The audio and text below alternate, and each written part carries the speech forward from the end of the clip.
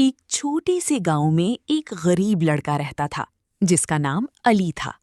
علی بہت محنتی اور نیک دل بچہ تھا۔ وہ اپنی بیمار ماں کے ساتھ ایک چھوٹے سے گھر میں رہتا تھا۔ علی روزانہ اسکول جانے کے بعد بازار میں کام کرتا تاکہ اپنی ماں کے لیے دوائی خرید سکے۔ ایک دن سخت بارش شروع ہو گئی۔ علی بھیگتا ہوا کام سے واپس آ رہا تھا۔ راستے میں اس نے دیکھا کہ ایک بوڑھا آدمی سڑک کنارے بیٹھا کانپ رہا ہے۔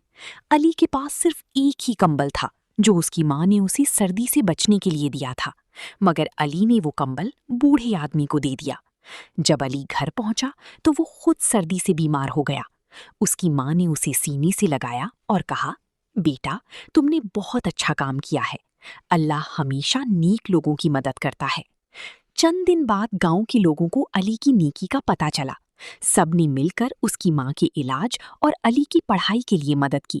اگرچہ علی نے بہت تکلیف دیکھی، مگر اس کی مہربانی نے سب کے دل جیت لیے۔ یہ کہانی ہمیں سکھاتی ہے کہ نیکی کبھی ضائع نہیں جاتی۔